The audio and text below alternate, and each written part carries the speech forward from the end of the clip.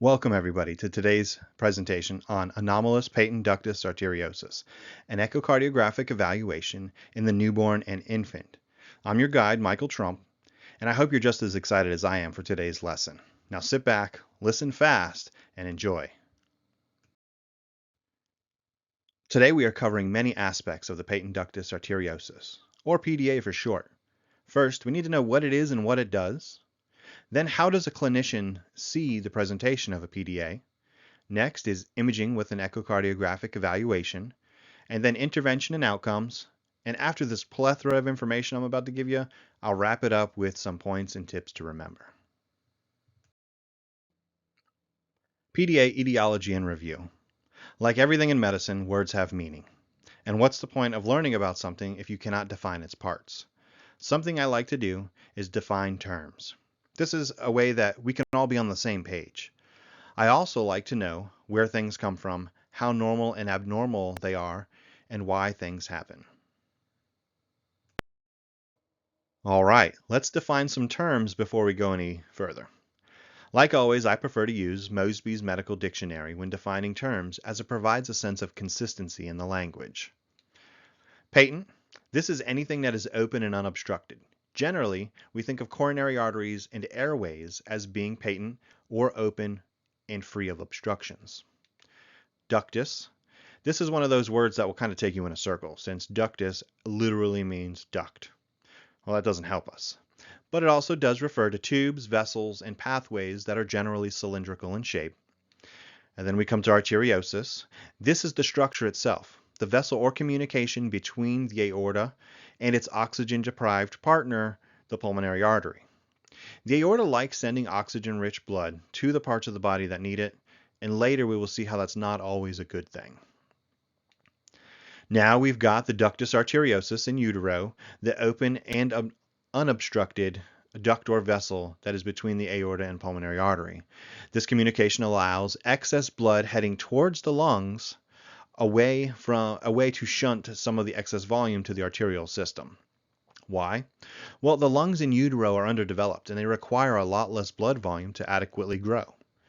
The baby is born, it takes his first breath, the partial pressure of oxygen goes up, and most interesting thing is how the body actually metabolizes vasoactive, I'm going to mess this word up, but it's ecenoids, and these two influence the fibrosis that is needed to actually occlude the ductus arteriosus. About 2 to 3 weeks after birth, this ductus arteriosus, it actually becomes the ligamentum arteriosum. And when the ductus arteriosus fails to occlude, it then becomes the anomalous patent ductus arteriosus. And it's anomalous because anomalous is an anomaly. So it just talks in circles about itself. Moving on. In the figure we see a primitive arterial system. It's hand drawn by me since I couldn't find any anatomical images that really fit the theme that I was going for. The ductus arteriosus forms off the sixth arch of the distal portion of the aorta. It's a normal structure, and the fetus actually needs the ductus arteriosus for fetal circulation. The fetus, as it transitions from the womb into the world, the ductus generally closes. But there are risk factors that could inhibit the occlusion of the ductus and the formation of the ligament arteriosum. First, and actually seeming to be the most important, is low birth weight. Infants weighing less than 1,500 grams have an 18 to 77% chance of actually having a PDA. Babies that weigh less than 1,500 grams are also babies that are more likely to be premature, which is another risk factor. Now, low birth weight and premature birth are not risk factors to really fright about. With watchful waiting, up to 95% of PDAs close within 60 days. Well, what about the other 5%? Therapeutic closure of the PDA is an option, and this is either done chemically or with intervention. PDAs that are left untreated are actually ones that are hemodynamically insignificant, or they allow the mixing of blood, arterial and venous, in instances of life-threatening congenital heart disease. The ductus arteriosus forms off the sixth arch. A baby is born. What might be some clinical signs and presentations that would lead a physician to order an echocardiogram?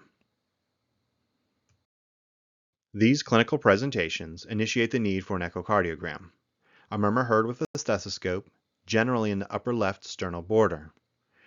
The murmur is described as a machinery murmur, a kind of continuous sound that has a late crescendo during systole. What is a late crescendo during systole? That is where during systole the actual murmur, the sound of the murmur, picks up in volume or intensity. A physician may notice a widened systemic pulse pressure and bounding peripheral pulses. Thrills are felt with the pads of the hands and not the fingers. The physician will palpitate the child's chest and may feel through the pads of their hands this rush of blood or the palpitation of the heart itself. And why the pads and not the fingertips? Well, it's considered a thrill because being felt through the pads of the hand, which are less sensitive to the finger, lets the doctor know that it's actually a significant amount of blood moving through that area. Next, the physician might order an EKG. The EKG will show ventricular hypertrophy and occasionally some left atrial hypertrophy, but the combination of these clinical presentations and the EKG should prompt an order for an echocardiogram. Next, I will guide you through a neonatal echocardiogram and will touch on some tips for imaging an anomalous patent ductus arteriosus. From fetus to neonate. The first study should always be a comprehensive echocardiographic study to exclude associated congenital heart defects. The child is born, the physician suspects an anomalous patent ductus arteriosus. An echo is ordered. You've got 60 minutes to do a comprehensive exam.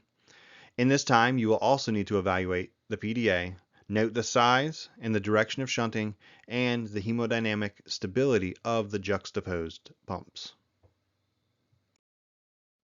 With the baby supine and swaddled, the sonographer can perform a comprehensive echocardiogram in the subcostal window, also known as the subxiphoid window. Comprehensive is also dependent on the infant's size. With the probe marker approximately in the 3 o'clock position, resting just below the xiphoid process, subxiphoid, and having the foot of the probe pointing into the abdomen and the situs area, we can start to appreciate some of the vasculature and other structures. The spine may be present as bright or echogenic with shadowing. Looking at the screen for orientation, the spine is in the center with the aorta on the left side of the screen proximal to the spine, while the IVC is going to be on the right side of the screen on the right side of the spine. With this general orientation, the sonographer can start to make adjustments that will also help us to see other vasculature and cardiac related structures. Aiming the probe from the abdomen to the thorax, we can start to see the hepatic veins join the IVC and then visualize the IVC merging with the right atrium. The descending aorta can be interrogated with Doppler at this time. Now, before moving to the apical windows, the sonographer should actually perform 2 sweeps of the infant's hearts, a long axis and a short axis. These sweeps take practice and finesse to do it in a single cine loop. The long axis starts with the sonographer in the thoracic transverse plane with the probe angled to the uppermost viewable anatomy of the heart and sweeps the probe towards the inferior and posterior positions of the heart in this long axis sweep. Now, that's a lot, but to put it another way, what we want to do is aim up until we start to see the uppermost bits of the RA, RV, and RVOT and LV. Now, as we sweep down towards the spine, so we're aimed all the way up, we start aiming down towards the spine, other cardiac structures will start to resolve in the sweep. The most posterior portions of the sweep will actually be able to describe and see the right atrium, left ventricle, and left atrium respectively. Before moving on, we do a short axis sweep of the heart, moving the probe to about the 5 o'clock position, still aimed towards the thorax and the heart, focusing on the most right side portions of the heart. We should see the SVC, the RA, RPA, and LA, and with a sweeping motion to the left, at a slow enough rate to capture the cardiac structures in the sweep, we actually end at the apex of the heart. So like I mentioned just a second ago, it takes finesse, and don't be alarmed if the probe needs to be repositioned to capture all of the cardiac anatomy.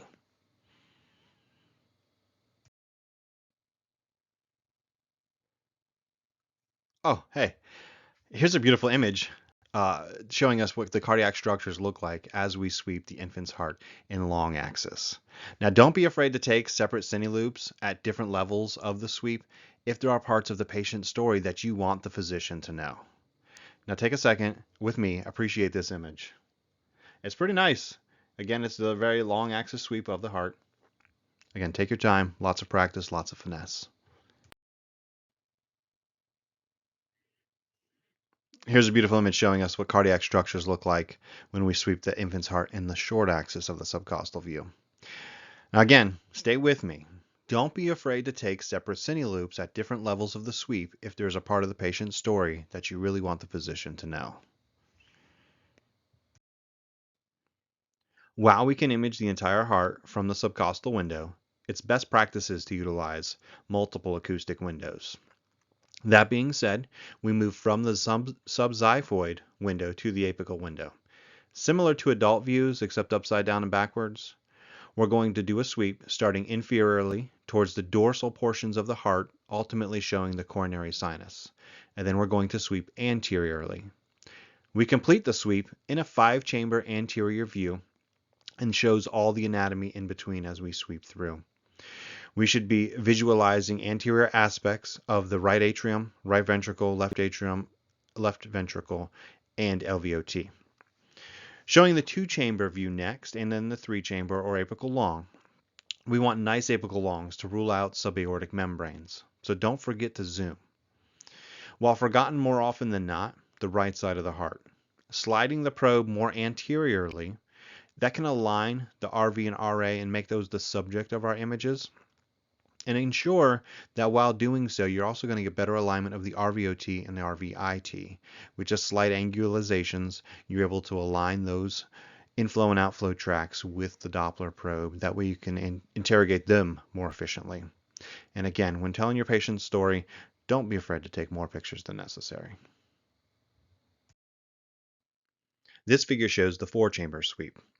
We start at the most dorsal aspect viewing the coronary sinus, and we move anteriorly until the LVOT comes into frame. At any stage of the sweep, if you feel like a portion of the heart needs its own separate cine loop, capture it before moving on to peristernals. We've almost completed our infant scan. Moving on to peristernal imaging, the peristernal long axis allows the physician to appreciate the aortic valve leaflets, the LVOT, and the mitral valve. We also sweep the peristernal, just like the subcostal and the apicals. And with this sweep, we want to include the RVIT and RVOT, giving the pulmonic and tricuspid valves a chance for evaluation. Turning the probe 90 degrees to the peristernal short axis, the aortic valve is well visualized, as is the RV infundibulum. The short axis allows the sonographer to image the coronary arteries, mitral valve, and with a sweep from the base to the apex, we're able to see all 3 levels of the heart segments. Having images for comparison to what we scan in the real world, it allows us to check our work and improve our image orientation. This peristernal long axis sweep accurately demonstrates the peristernal sweep that we would perform on a patient. Again, take a second to appreciate this video. Good thing all these slides, you'll be able to save them and just take out what you want. But I did pull these right from ASE's guidelines. So at any point in time, you could go through and just snip them yourselves. But again, they fantastically demonstrate what it looks like to sweep through the peristernal long axis. All right, everybody, I don't want to lose you. This short axis view lets us know we're almost to the culmination of why we even started this study. After sweeping the heart, our focus can move to the main PA, where with Doppler, the PDA can be evaluated. If you see my hand drawing here, the PDA branches off to the aorta. With this view, the Doppler can show turbulent flow towards the transducer, which in turn can be evaluated with pulse and continuous wave Dopplers to give them a good idea of what the amount of blood is that is coming towards the transducer or getting pushed back into the pulmonary vasculature. And here's why the echo was ordered for possible PDA. Your short axis showed some turbulence through the main PA. Now we slide up into the left just a wee bit. This higher imaging plane lets us see the main pulmonary artery and the ductus arteriosus where it attaches to the aorta. From here, we can Doppler, measure, and quantify the size of the anomaly. The comprehensive echo doesn't end with this image though. Finishing our exam with the suprasternal notch, long and short axis views show the arch, left innominate vein, and with some minor adjustments of the probe, we can also image the crab view, where we see the pulmonary veins attached to the LA. What's the point of this view in infants? If there is a PDA, the risk for other cardiac anomalies are present. With a suprasternal notch, the sonographer can rule out coarctation of the descending aorta. Why is the suprasternal short axis and the high right parasternal important with the infant's first comprehensive exam? That's right, we are performing a comprehensive exam. These two views show the physician that important vessels all formed without congenital anomalies. Interventions and outcomes. Do PDAs always have to be addressed? Interventions and outcomes. The patent ductus arteriosus anomalies can have significant impacts on hemodynamics. If the shunting is significant enough, respiratory distress, wide pulse pressures, and cyanotic toes may manifest. I found cyanotic toes interesting since shunting and mixing of the blood is able to provide enough oxygen for the core organs and the arms, but not enough for the toes. These hemodynamic changes may also affect structures of the heart due to volume overload. Remodeling of the LV and LA due to this volume overload, two things could happen. There could be hypertrophy of the LV and LA, which the LA is actually a little bit on the rare side, or if left long-standing, eccentric remodeling may take place and a heart failure diagnosis might be the result of that. Many of the remodeling changes can be seen on the EKG, and those are generally instances of severe or significant PDAs. There are times when intervention is actually avoided. Times like when there are other congenital heart defects where the heart pumps are actually running juxtaposed, and occluding the PDA would prevent the mixing of oxygen-rich and poor blood. An example of this would be transposition of the great vessels. Ductus rupture is also a concern since the walls of the ductus arteriosus they're pretty thin, and when they're placed under great pressures coming from the arterial system, it could have the potentiality for them to rupture. An endocarditis in relation to congenital heart defects is actually the leading cause of death in affected children. Many of the decisions, now stay with me, many of the decisions to occlude a PDA are actually they're therapeutic for symptomatic patients. A few of the interventions and management tools used by physicians is ligation, which is where they burn the vessel, transcatheter occlusion, which is something similar to like an ASD closure device that once the device is deployed, it would prevent shunting of the blood and encourage actual endothelialization over the device. There are also medicines that treat PDAs. They're normally used as a prophylactic, but sometimes they could have a side effect of causing other necessary vessels to occlude as well. So there are some risks with those prophylactics. Outcomes are generally actually pretty good with these, and they result in permanent occlusion if the intervention is actually needed. See, much of the time, up to 95% of the time, these vessels, they spontaneously occlude themselves. And if the patient is asymptomatic and hemodynamically stable, the choice is often to do nothing. And this could be because the PDA is so small and that trace shunting actually has no impact on the pulmonary vasculature. Okay, that was a lot of information. So some takeaways, short and brief. 95% of PDAs, they spontaneously close. Some of them are actually also necessary for congenital heart defects. If a PDA is large and left untreated, it can cause respiratory distress and heart failure from volume overload. And it could also cause Eisenmenger syndrome. Eisenmenger's is where the RV pressure exceeds that of the LV and shunting moves from left to right to left. And that is not good for anyone. And finally, echo is an effective tool to evaluate PDAs and their hemodynamic impacts on the body. We can describe PDA's size, location, and volume status of the heart, giving the physician all the data needed to make informed treatment plans for the patient. My citation page. If you made it this far, thank you. That's 19 minutes of me talking that you listened to, and I'm super impressed, and I'm actually very, very thankful. I do want to show you one thing.